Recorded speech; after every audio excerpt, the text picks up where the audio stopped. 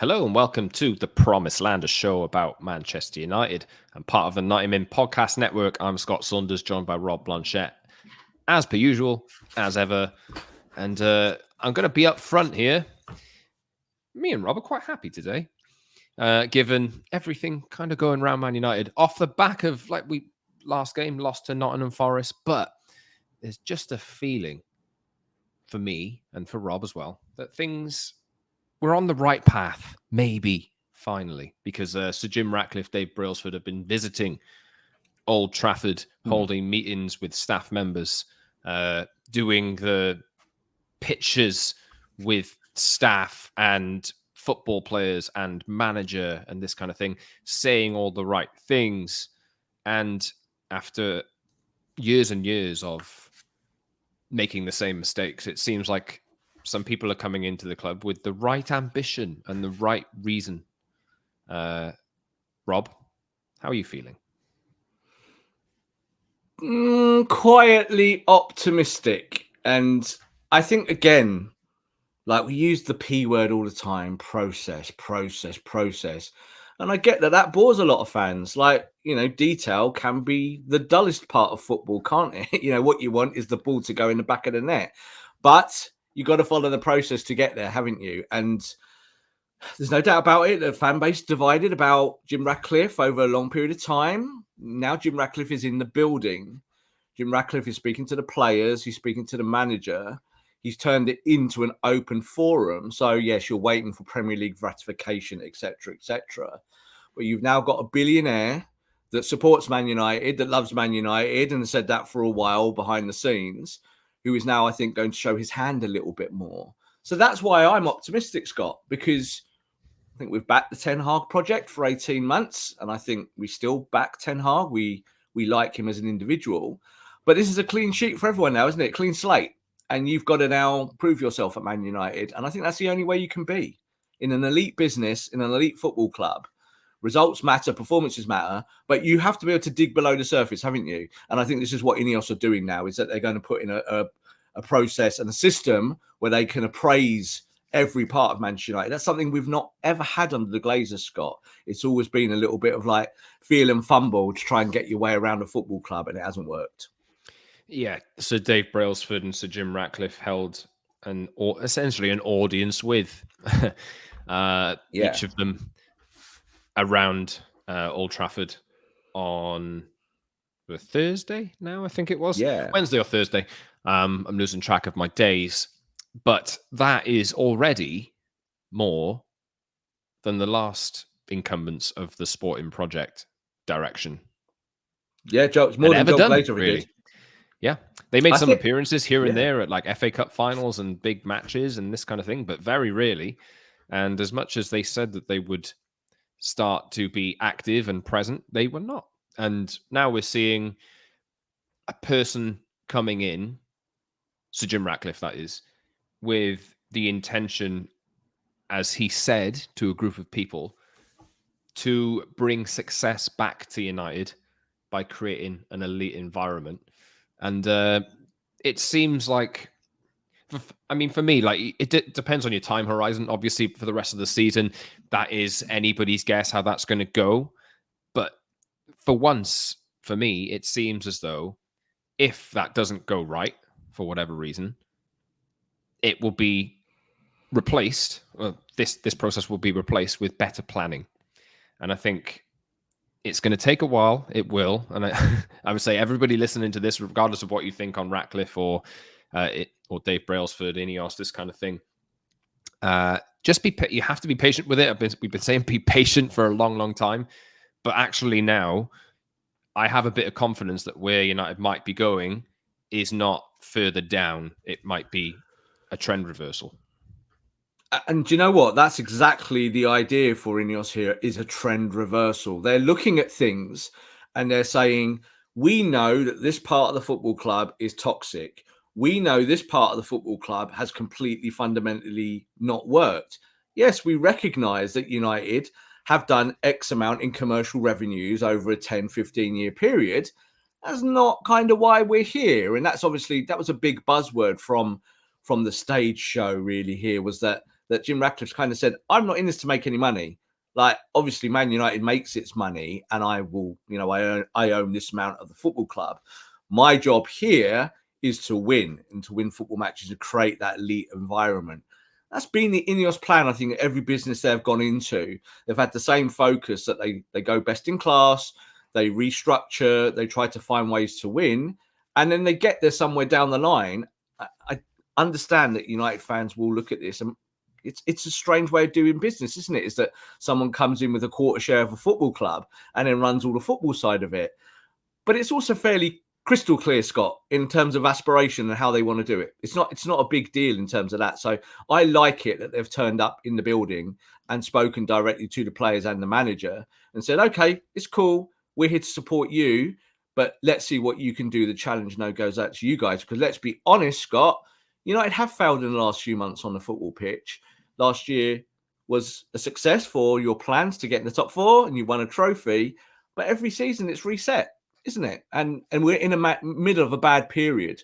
So I think for Erik Ten Hag, he would have the support at board level, but I think he is skating on thin ice. I think I really do, because I think Ineos, if they feel that replacing the manager wins you more games, guess what happens? Click your finger, they will have someone in the building doing their work for them. I do realize that there is a lot of, oh no, we replaced the manager, but I don't like the next guy. we said this, right? We've been saying this for a long time, actually. Yeah. If you're fully ready for Ten Hag to go, just be aware that Graham Potter is going to be the next person. Yes. I mean, barring, then they're not going for Zidane, guys. They're just not. No. They're not going for Conte. They're going for someone who can fit into their structure. Antonio Conte has fallen out with every single club, essentially, that he's ever worked for. Graham Potter's obviously been at Chelsea and failed. He did. And I have my own reservations about that, because he couldn't really deal with the characters in the Chelsea dressing room. Mm-hmm. Couldn't really convince them. And what hope do you have of succeeding at United with all the egos in that dressing room? But also think about this. Are these lot going to tolerate ego to that extent? So it might make it a little bit easier. I just have a little bit more confidence that, I know Chelsea have spent £1 billion, that kind of thing, with a lot of brashness. I feel like this is just my gut feeling. Maybe it's a hopeful one, this kind of thing, but I feel like they'll do things a little bit more measured, get people in who have experience. It's not going to be Sir Jim making all these decisions himself, but he put people in place with experience to go and make the decisions for him. And the manager will have to be a part of that. And if it turns out that it's not Erik Ten Hag, going along for the journey with them, then that's how it has to be. I like Ten Hag, as Rob said, but everybody should be in a position where they have to prove themselves. Everybody from this point forward. And that includes the manager. Like every single player, every staff member, this kind of thing. So, I'm feeling happier today.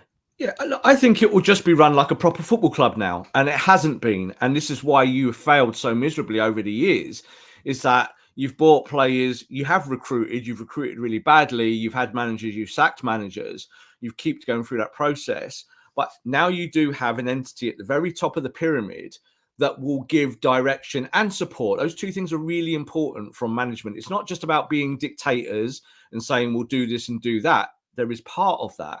But do you know what, Scott? If you run the shop and your name is above the shop now, and you go into your shop and you just stand at the front there and go, well, it kind of looks all right, off we go again. That's kind of the Glazer way of doing it. Then you're going to get into trouble. You need to walk around every part of the shop and run your finger along the shelves and go, is there dust there? Can we impact that tiny shelf there? That's how elite business people do their jobs at the very highest level. You don't leave stones unturned. But Man United, Scott, it's been a process of just pretense. Mm-hmm. Oh, well, look at our revenues. Richard Arnold, we'll talk about revenues in a minute. Richard Arnold said in one of his most recent meetings before he left, maybe at the start of the season it was, that we feel like we're pushing Man City closer. Look where we are now. Yeah. Sorry, Rob, I interrupted you. No, sorry, mate. No, not at all. Not at all. I just think, that kind of their example, that analogy of a shop front is like when you look at a business, you do have to look at everything. Like, if there's a stain on a carpet down there, guess what? That's your job. Sort it out. Don't leave the stain there to be there for a year. That carpet looks awful, and every customer that walks in the door sees it. Fix it. Do it now. So I think that's going to be United's attitude under Ineos, is a can-do attitude, is that they'll go, do you know what? This player is a problem. We're not going to let him sit in the building for 6 months and make everyone else upset while he chats to them over dinner. We're going to get him out of the football club. So we'll be talking about one player like that who will probably be gone by the time you listen to this, obviously in Jadon Sancho. But it applies for everyone, doesn't it, Scott? You go all the way back to Ronaldo, where Ronaldo was there, toxicity in the football club. You have to look at every individual player now and say, does this player help you win? And as I've said for years, if one player doesn't help you win, gone, get rid. Doesn't matter who they are, get them out the door. So I think that's where we'll go now in the next few weeks and months, is that Ineos will look at that structure and say, right, okay, no one stays here unless you help us win. And we're not interested in ego. If you've got an ego and you've got an opinion, yeah, tell us, but you don't get to tell us what to do. We tell you what to do. We're in charge now. And that will mean that it breaks apart that structure, like you said, at Chelsea. So I think if you do go with the Graham Potter, you give Graham Potter carte blanche for a year or two, and you say, right, we get rid of the egos. We bring in players who are egoless and are here to win for Manchester United. And we build from the ground up, from the foundations.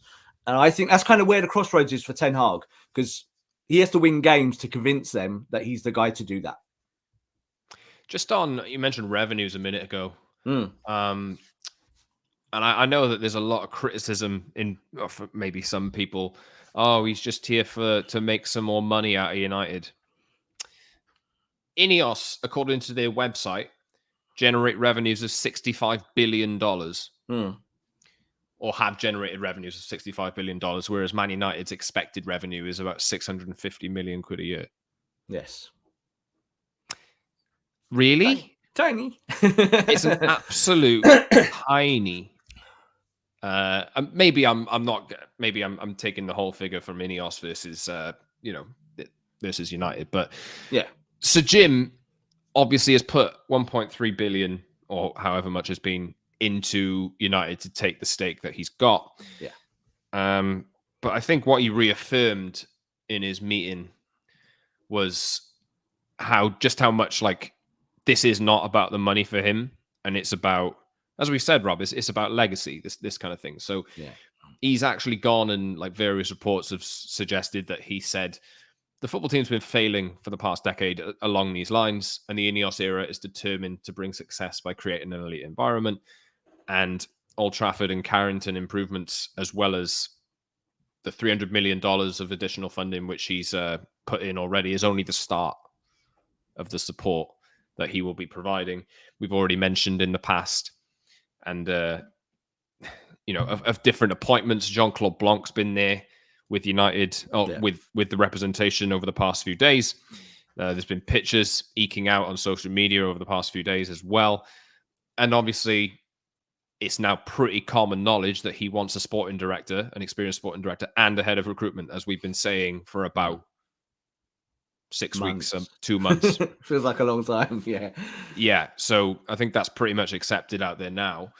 And we don't know who those people will be yet. We know that obviously Dan Ashworth is very much wanted, as we explained a few weeks ago. Whether they get him, who knows? That's something they're going to probably look at starting to try and put in motion, if they're not already, once the ratification goes through. Maybe this will take a few months to play out, whoever they end up getting. But the fact of the matter is, it seems like Man United will have people in place over the next few months who know what they're doing. It is, what a breath of fresh air that is. And motivated to win. Like, I think this is it, Scott. It's again that, excuse me from coughing my way through another show. But I think when you look at United structure, was there really, in the last 10 years, a motivation to win? Like, you've got a lot of players and managers on big contracts. You've got executives that know nothing about football. And then when you put all that together, why should the football arm, the players, the manager, listen to anyone upstairs who've got no experience in sport at all? And like you just mentioned, Richard Arnold. Like, Richard Arnold couldn't do what Ineos did yesterday and stand on a stage because why would you listen to him? Like, who are you? You don't know anything about our business. So I think that this is where the positivity now comes from, is that Ineos are not doing this, Jim Ratcliffe are not doing this to just be a part of it. You know, they're not spectators and they're not here for profit. They are here to win, because their separate agenda, Scott, is to show the world as well, look what we can do. This is what Ineos Sport is about. Now, you can question that about greenwashing, and I think that's a deeper conversation. And I do think they're all valid conversations. I really, really do.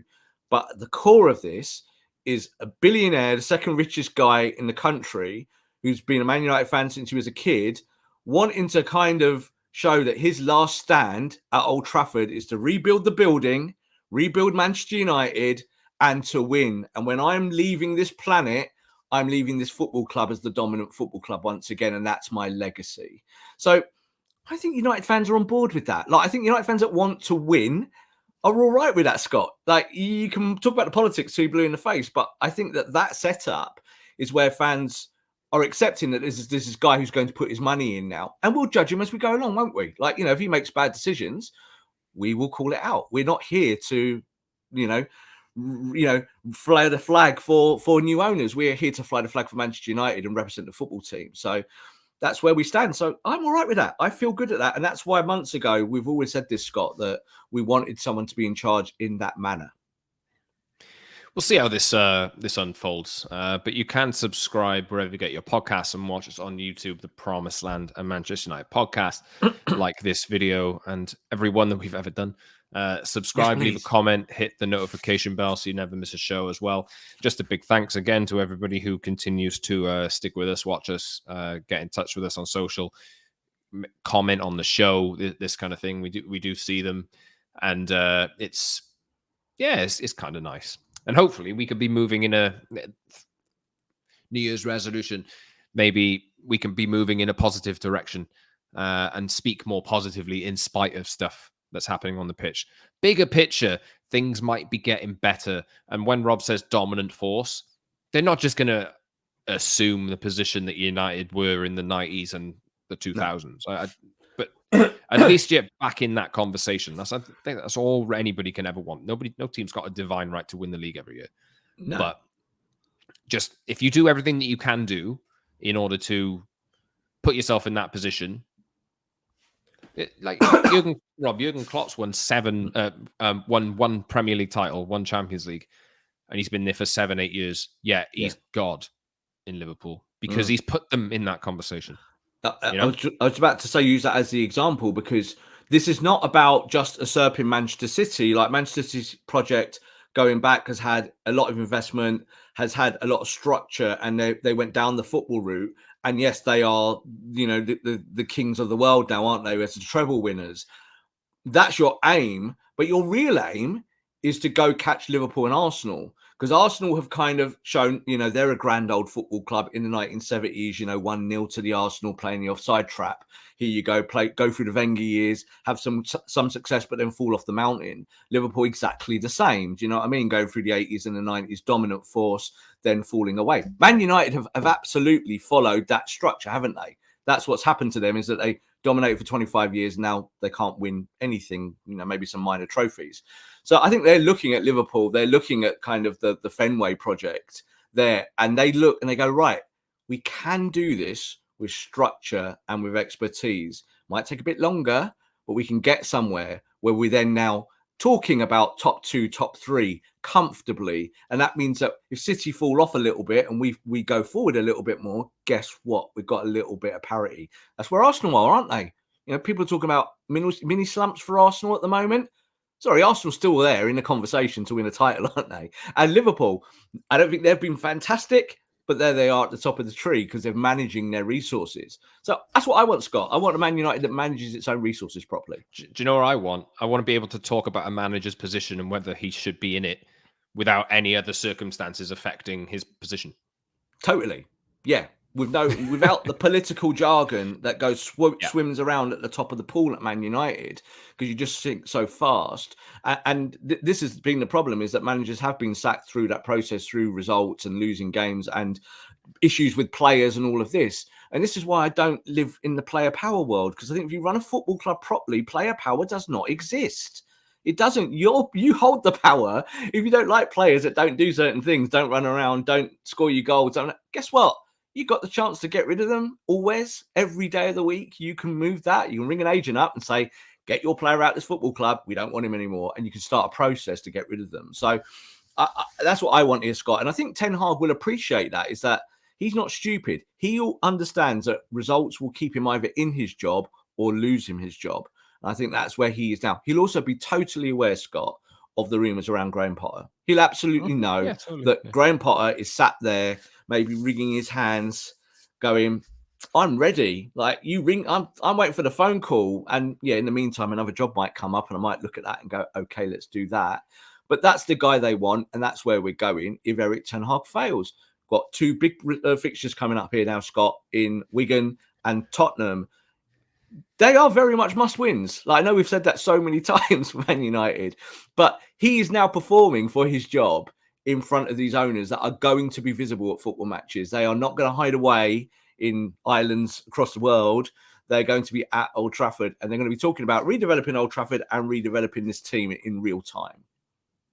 Yeah, follow us on social media at @_Scott Saunders on X, Instagram, TikTok, at @_Rob_B on X and YouTube, and at TPLMUFC as well. But yeah, we will talk about Erik Ten Hag because he spoke positively in his pre-match press conference. We're not going to do any Wigan chat today because it's on Monday night and it's miles away. And to be frank, there's bigger picture stuff, which is probably, it's not more important. The football's always the most important thing, but probably more relevant for us to discuss now rather than a game that's going to happen in 4 days. Yeah.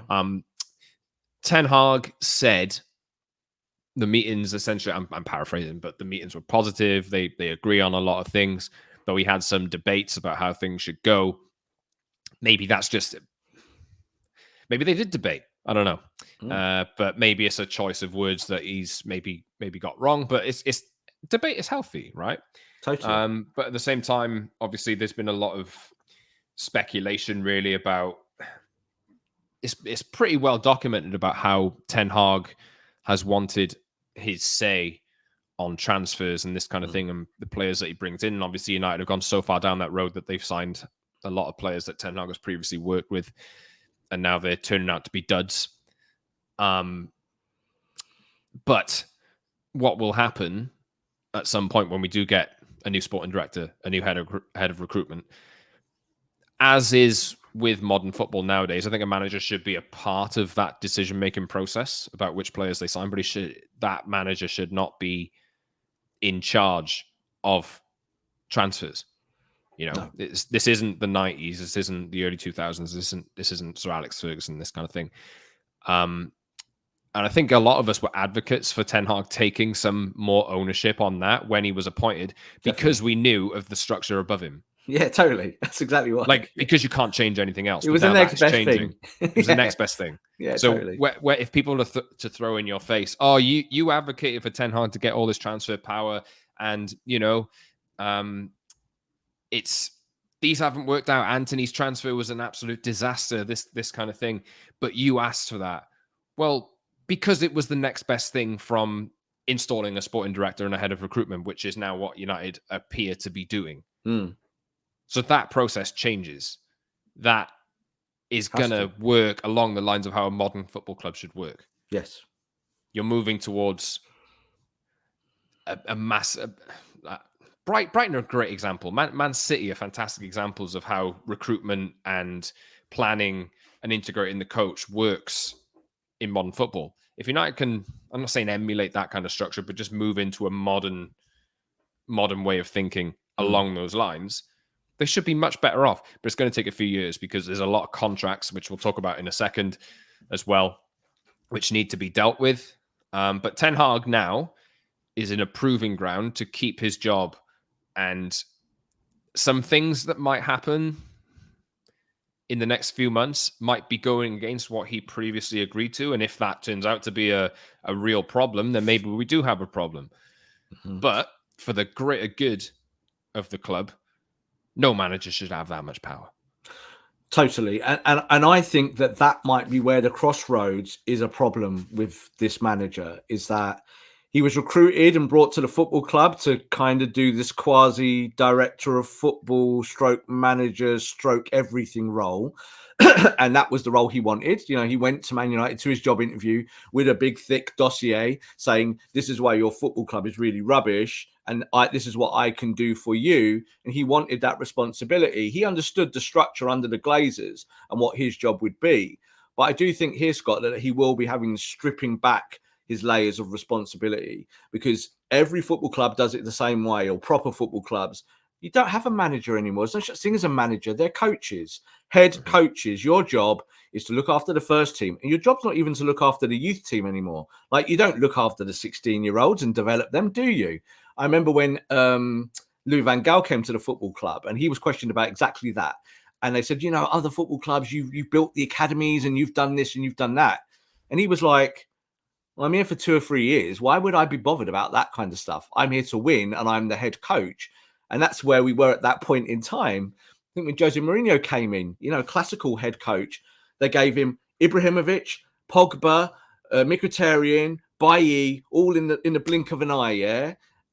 And then they went, oh, well, you're not very good anymore in 2 years' time, let's sack you. So that whole process does not work. And that's the process I don't think we'll have with Ineos anymore. So I think the thing for Erik Ten Hag is that he'll either have to accept this kind of reduced terms, like he's not going to lose any money, he's just going to have his job role slightly changed.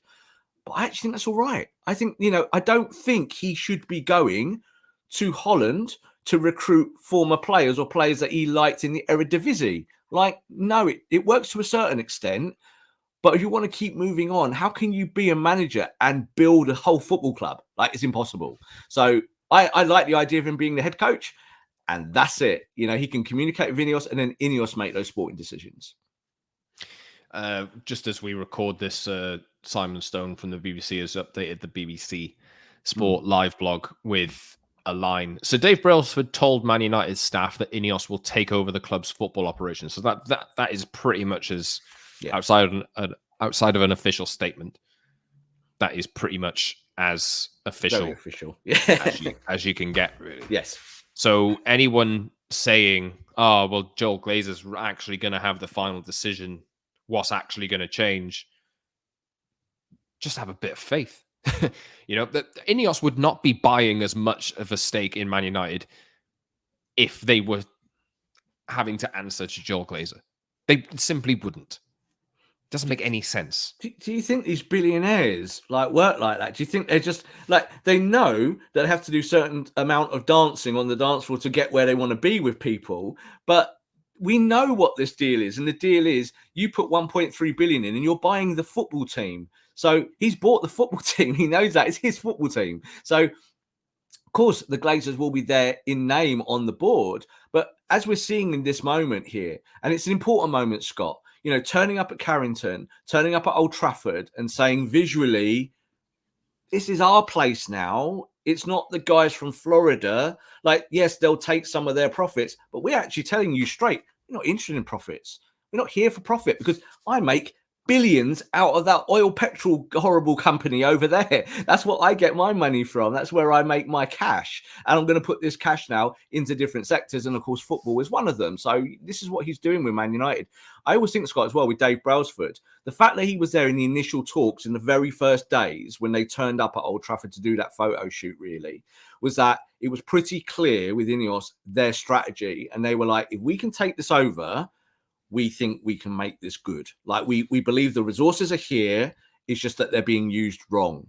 And that we will put money in. But you know, if they put in, I don't know, Scott, £500 million in transfers in 2 years, that's actually quite a small amount when you spread it out over time. They're not that bothered about that. They've got the cash to put the money in. He's not putting 500 million in to go, when do I get that 500 million back? He's thinking, if I put that 500 million in, can Man United get 10 more points this season? And it's as basic as that. And that's where Ineos are. So, yeah, they want to grow United, but they want to grow it from the grass, from the football pitch. They're not trying to grow it because of another shirt deal or another kind of tractor partnership, as I called it the other week, that Man United have been so motivated to do over the last 10 years. This is now about winning. They can still do them. You still do them, of course you will. And you actually say to that department, carry on. More. Yeah, like, do you know what? Like, I always said that about Ed Woodward, is that Woodward was a master at commercial deals. And you couldn't knock him for going to Adidas and stealing all their cash. Like, yeah, well done. That's kind of part of your job. But the problem is that cash that you're bringing into the football club, don't then redistribute it on a load of rubbish players. Like, you know, find a better way. And that was the problem, is that people have specialist roles and you keep them there. That's what you do. It's the same with the coach. Erik Ten Hag should not be coming in, going through 100 players with the scouting team going, right, that's the player we have to pick. It should be the other way around. Scouting team should be going, we've found you the perfect player at centre-back here. So you don't have to argue about getting Kim Min-jae. You know, we'll get rid of Varane. We'll get rid of this player. But this is the player you want.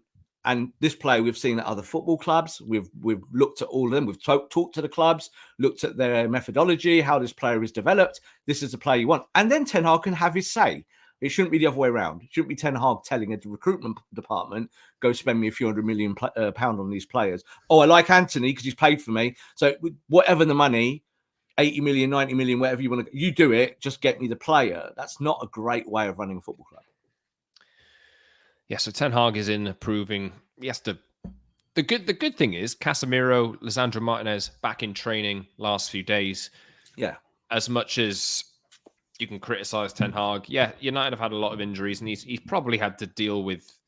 I think Martinez is personally probably United's most important defender. Personally, maybe outside undoubtedly, Luke Shaw. But undoubtedly, in terms of their progress up the pitch and their style and their intensity, this kind of thing, he's been without him for the back end of last season, as well as the entirety of this season, barring a couple of matches where he was rushed back in. And it looked like he wasn't playing well at the time. You could tell he was carrying an injury, and it turns out he was out for another 3-4 months because of that injury. So, because that wasn't dealt with properly. That shouldn't happen. No. You know? Why has that happened? Why has he been rushed back without recovering properly? It's negligence. Bad football club. That's what it is. Anyway, so Ten Hag will have more players back, hopefully, unless they get injured again. But he has to turn things around on the pitch, and I think that will be what Ten Hag's job is for the rest of the season. And if results don't improve massively, then a change might happen.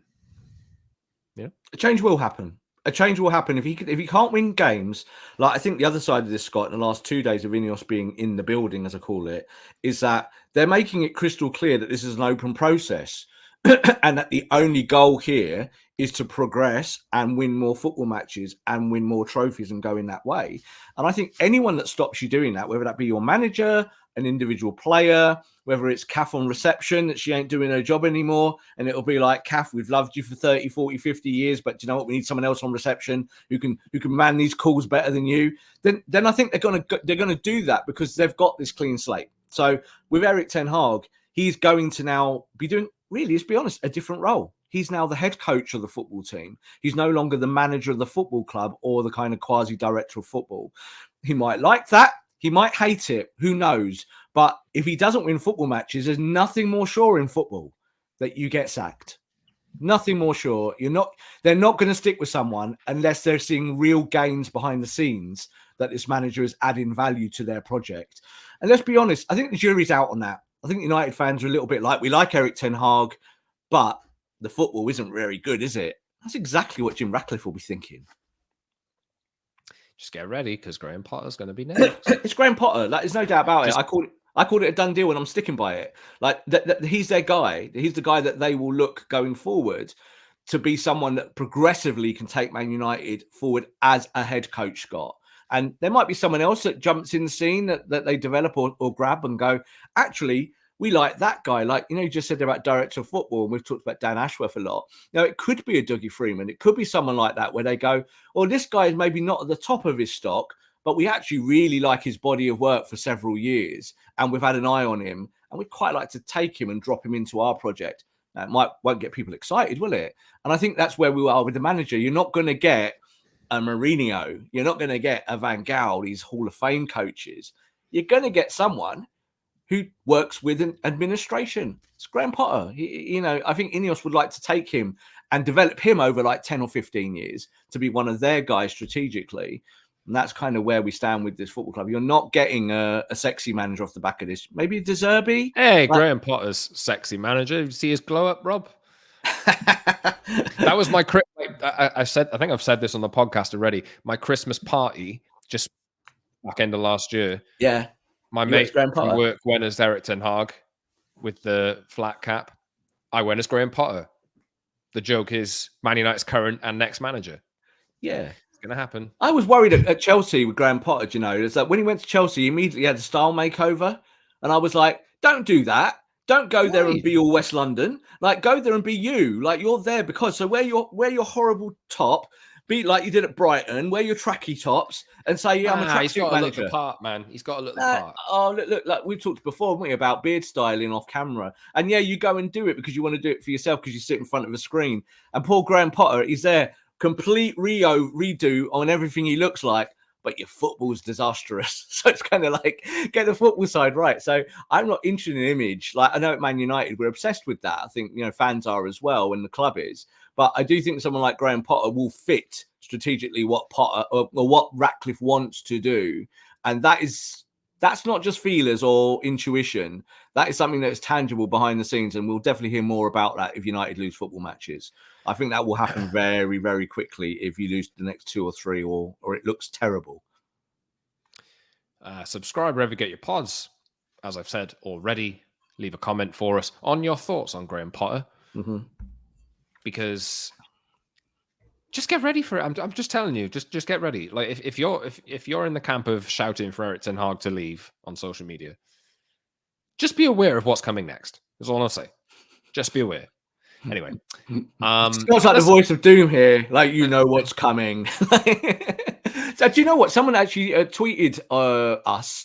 Both of us said, "Oh, I don't like it in the last show that like Rob and Scott are running down Graham Potter. Like, I think he's a really good manager, etc." I like Graham Potter. We're not running down Graham Potter. We're not running down. Like, he was absolutely on my shortlist of managers that I wanted when Erik Ten Hag was taken on. So I don't know why that sounds like we're running him down. What we're saying is that you are getting Graham Potter next. So either prepare for that or back the manager that's there already. So just know that these things are interconnected. They're not separate. There are a timeline, and we are following the timeline. So, I think if he came in, I would absolutely be saying, yeah, let's do this. Let's give him a go, because he is a really good coach. Like, he has got acumen. It's just that he's not the sexiest name. He's not someone that will frighten world football. They're not going to go, you mentioned Conte.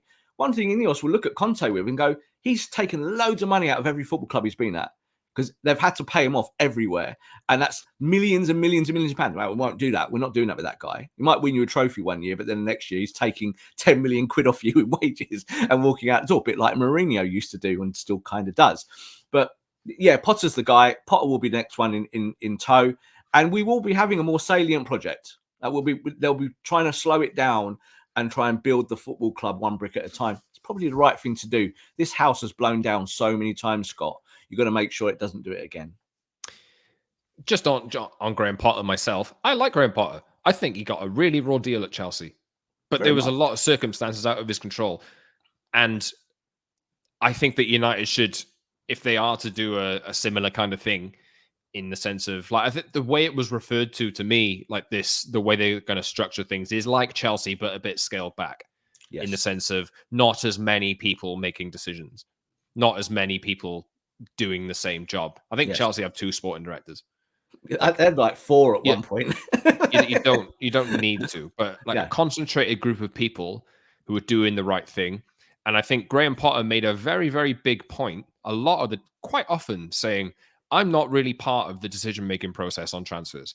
But like Pochettino says every week. He distanced himself. He really consciously distanced himself because he saw what was going wrong on the pitch. Yeah. Things didn't really take off. And I understand he failed at Chelsea. He absolutely did. Definitely. But that doesn't mean he's a bad coach. He's a great coach. I couldn't sit here and say that Graham Potter will be the absolute right person to take Man United back under this new project. I'm not saying that at all. but I think he's a good coach and he had a raw deal at Chelsea. Yeah, I don't think it's anyone in world football.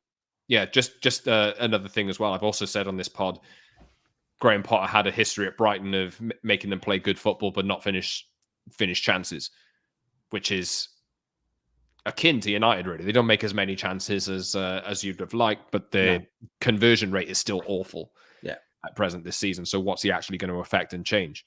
Yeah. But, if I know there's a lot of people up in arms saying, oh my God, Graham Potter, this club is finished. No, honestly, people love to live in doom and gloom. Just give it a chance. People just love to live in drama. We might not even make that point. Maybe Erik Ten Hag magically turns things around in a structure. And everyone talks about styles of play, this kind of thing. Oh, look at De Zerbi's style of play at Brighton. Graham Potter had a style of play at Brighton. Yeah. But Ten Hag has no style of play at United. He had a style of play at Ajax. He did. So, let's just see how it plays out. You've got to just see it. And, I said earlier on the P word process, where the P word is patience as well. And you have to be patient in the sense that you might not see what you want to see on a football pitch when you turn your telly on, or if you go to Old Trafford. So you might stand there and go, this hurts. But there will be more pain, another P word here, to be able to get you through this process. You have to be like that. You have to be open to stuff changing. And also at the same time, giving people chances now, haven't you? So I think Erik Ten Hag will have a fair crack at the whip. I'm sure he will. But they're also looking at his body of work, Scott, for 18 months. So this is part of the appraisal process, is that they'll look at that and go, well, we like some of that, but we don't like all of this. I think that's why Erik used the word debate yesterday, because I do think that they will be saying to him, okay, you have had this support, and the support will be £400 million worth of transfers. It's like quite a lot of support in many ways. The problem is that the structure to buy those players wasn't in place. I think Inos will admit that, and they'll say, right, okay, this is where we can help you and add value to your football team. But I do think also with Erik Ten Hag is that he's been trying to build the football club on his own for 18 months in a way. And it might feel a bit weird to him that he's now being asked to be De Zerbi, or he's being asked to be a Potter, where he scales back that responsibility. I don't know if he'll want that or not. I really don't know. At Ajax, he had a very robust structure around him, and he could be the head coach. And he was very much down the food chain, even though he had a voice. I look at Manchester United now, and I think they'll be looking at things and going, okay, well, if the manager is not affecting winning in a positive way, if like you're bottom of the scoring charts, they're not going to look at Potter's chart from before. They're going to be looking at the whole thing, and can they bring in a coach that can get these players playing better? You said just a minute ago, Scott, just to grab this point about managing big personalities. I've always had a thing about this because I've heard this so many times over the times. Like Zidane, you win a trophy because he manages big personalities and he has responsibilities and all of that. I think football clubs today look at coaching. If you get someone who can absolutely coach the backside of people and get you going in a certain direction, jobs are good un. But if you can't do that, and I think this is where Erik Ten Hag is a question at the moment. Has he coached these players correctly, individuals? Has he managed the Jadon Sancho situation well in terms of people development? There are all of these little cases now that he's going to get judged on, and it will come down to results. So I think Graham Potter, they would go for him because they probably believe that he can take 20 players and coach the backsides off them and get them somewhere and playing a better form of football. Graham Potter plays 3-4-3 at Brighton. People didn't think that formation could work in the Premier League. He showed it can work. Now other teams play it. So I think that they look at him and they see him as maybe as a figurehead that they can put into the football club and to have authority in both tactically and with development. Right, let's move on to players. Yes. Now, we'll do contracts first and maybe do Jadon Sancho at the end. So lots of news this week because there's a lot of players in the first team out of contract at the end of this current season, June 2024. 3 contracts have been extended. Yes. Year options. Victor Lindelof, Aaron Wan-Bissaka, and Hannibal. Mm-hmm. Anthony Martial and Rafa Varane are in discussions. If you're listening to me, if you're listening on an audio platform, I'm doing grab quotes with my fingers, are in discussions about extending their contracts. Do you remember what Erik Ten Hag said about Ronaldo? The fact, There's been some media over the past few days saying, it's a big surprise, isn't it? But Anthony Martial's going to sign a new contract. No, he isn't. No, he's not. He's not going to, people. Like that. There's a number of ways that you can summarize how Man United have failed as a business, as reflected in their transfers and their contracts over the last 10, 11 years. And Anthony Martial is one name on a very, very, very long list of players. Jadon Sancho is as well, on a very long list of players that kind of represents the failures in that department. Let's do the extensions first. Lindelof, Wan-Bissaka, Hannibal extended by a year. I personally think, Rob, that's just to bide some time. I think there is a market for Victor Lindelof. People last week were saying, you extend Lindelof's one, but not Rafa Varane's. Well, Rafa Varane's probably on 2 to 3x the money that Victor Lindelof is on. Yeah, exactly. Definitely. So that is immediately more difficult a contract to offload. Yes, he's a better player than Victor Lindelof is, but it's been interesting in Victor Lindelof from clubs in Italy for a while, and this kind of thing will probably work quite well in a back three at Inter, for example, or this kind of thing. I think there's a market for Wan-Bissaka. You're losing money on him, you will, or you can. It just gives you a few extra months to consider whether you want him to be a part of the long-term project. And Hannibal, I think there's questions, but obviously he's a youth product, and I think he will play football at a relatively high standard, even if it's not at United, and they can actually sell him if they want to, or if they want him to be a squad member, they can make that decision, kick the can down the line a little bit longer and make that decision later. What are your thoughts on those three contracts to start? I think that the ones that they've extended were obvious ones, in the sense that you do have to protect their value, and it also buys you time, like you said there. And that's the way you do it in business, is that if you've got the option, you take the option. The whole point about Inos and looking at the wage structure, and we've said this on this show 50 times, so let's say it for a 51st time. Their first objective here is to get rid of bad contracts. Now, Wan-Bissaka, Hannibal, and Lindelof are not on bad contracts. So I would say Lindelof's on a lot of money for what he is, kind of on like what mid 150s. I think that's like madness for a player of his standard. Wan-Bissaka obviously was an expensive signing at 50 million, and you have to think about what return you get on him if you sold him back, say, to Crystal Palace for like 20, 25, and that's what would happen. But I think when you look at Martial and you look at Varane, these are two players that don't play a lot of minutes. Yeah, they're both injured quite often, that suck a ton of money out of your football club every single week. And you can't then reuse that money for other players, younger players who might come to the football club on 50 grand or 100 grand a week or 150. You can't build the project, can you, unless you move these players out? So obviously yesterday there was a lot of speculation around the fact that Martial, he's going to get a new deal, or they're going to trigger his deal. No, they're not. They're not going to do that. That's not what they're doing. And they have never been doing that. And that's never been the kind of port of call in the last 6 months, when this whole thing has been developing slowly behind the scenes, is that they want to get rid of players that are causing problems in terms of the wage bill and the football team. Players have to help you win, first and foremost. Jadon Sancho sat in the building for 6 months, has not helped you win. Guess what? He's going to Borussia Dortmund. So that's how you do it, and you do it quickly. You don't mess around.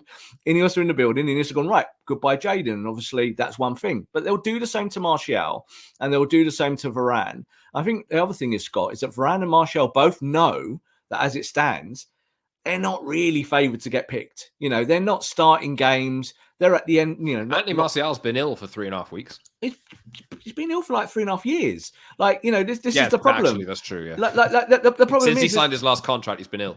I've literally watch him, and he'll have 20 good minutes, and you go, there's the old Anthony there. I remember that guy coming on for his debut against Liverpool in front of me, jigging there like that, curling the ball in the top corner, and us all going, wow, 50 million down the drain. No, look at that. We've not been there for a long time. So we have to stop living in fantasy and the past and live in reality. And the reality is that Ineos will look at that and go, hang on a second. These two guys take home about £500,000 a week between them, if not more. We can't do that. There are younger players out there that will take smaller salaries that will be just as effective and if not better. So that's where we're going. So those two guys will be gone. I think Varane, it won't be short of offers in terms of where he can go and continue his career. He'll only stay at Man United, Scott, if he really gets convinced that there's a new manager that likes him and that he's not actually too bothered about taking reduced terms. But normally players at the end of their career in their 30s don't really want to do that with their contracts. They don't want to wind them down too early because they see the MLS in the background, or now they see Saudi, don't they? And they say, oh, more money. So I think that's the place for Varane, is that he knows he can't play every week, but he wants to be in the manager's plans. And we also do know Erik Ten Hag doesn't really want to play him. Now, and he doesn't really want to play Anthony Martial, does he? So this is why Rasmus Højlund has been rammed into the ground, because you can't play Martial. He plays for 20 minutes and he gets injured. So you've had to let the kid play instead and take all the flack. So same at centre-back, isn't it, this year? Could have bought Kim Min-jae. Wouldn't be having these conversations. You know, you'd have just a better player to be able to use it. You said about Lisandro Martinez. You know, is there going to be a big weight on his shoulders when he comes back? Because he's going to be expected to carry the defence and also play progressive football and run the ball out from the back and all of that. So that's a big thing to come. But I do think with Varane, I do think with Martial, no, there's no negotiations happening. They're just saying you're not going to get anything like the money you're on at the moment. And that's good. Yeah. I mean, that's only the start of the problems, really. Yeah. I mean, I've said many times the wage structure at the club is so infinitely blown up in comparison to what it should be relative to United's position in the Premier League. Yeah. There's no way the cap on, or the ceiling should be 350, 400. No way. Not with this bunch. Absolutely not. And that's the problem, is that I think there's like an inter-competition inside United. And it ended, didn't it, last year with Marcus Rashford getting his money. And I totally agree that Rashford deserved an improved deal. But the problem is that if you're gambling the whole house on that, then you might have to go backwards before you go forwards again. And that's where we are, isn't it? Is with all these players, is that you Casemiro all this money, but you're kind of saying to Casemiro, you need to be the number 6 you were 5, 6, 7 years ago. It's not clever, is it, Scott? Like, and it's not rocket science. I always use that. Like, you know, you look at it, you kind of go, that's a massive risk, because you only need one injury or two injuries and suddenly you're in a whole world of pain again. So, yeah, I think that Inos will do this stage by stage. It's the right thing to do. And obviously they're about to allow one of United's biggest signings in recent times to walk out the door for effectively not a lot of money. You talking about Varane? No, I'm talking about our boy. Jadon. Sorry, he's been sat there at Carrington day after day, eating his sandwiches on his own on the stairs, while people look at him and go, "What's going on, Jadon?" And Jadon go, "I don't know." It's just forgot we had to do this. It's like Grange Hill, mate, from years ago. You know, people who are old enough. It's like literally like Grange Hill. Yeah, well, unfortunately, we have to do Jadon Sancho now to cap it off. Do you know what's mad? Like, I don't know if this is like, we don't know the actual terms of the deal yet. But we know it's a pretty insignificant loan fee and an insignificant coverage of his wages. Yes. There's a chance that Wout Weghorst was a more costly deal than Borussia Dortmund's deal for Jadon Sancho. Yes. There's a chance. Or it's on par. Think of how mad that is. Like, I will say, though, like, I don't think, and I don't know whether you have you had anything different, Rob. I don't think there's a option to buy in this. No. I think that's the best option, really, to not include that. Just straight loan flushed, let him hopefully go and play for Dortmund. Although there's no guarantees, let him go play for Dortmund, hopefully increase his valuation from the floor it is currently on, because United paid 72 million for him. And currently, imagine they paid 72 million and then gave him doubled his money or something like that he was on at Dortmund. It'd be much more manageable in comparison to, maybe not even double, maybe just a little bit of a percentage increase on his money. It'd be much easier to sell, probably. He might not be having to be sitting on 250, 300k a week. But it's a good case with Anthony as well. Why did you need to pay him so much money? Like, what does this... Oh, yeah, come to United. We'll pay you as much money as you want for life. You can just sit on this massive guaranteed cash. You don't really need to hit the levels that you need to hit. Incentivize the contracts, man. Like, Liverpool are fantastic at doing this. They pay lower wages, but incentivize contracts to give players a reason to, even if they're not driven by the fact that they want to be the best, At least they're given another reason to perform, and it's financial.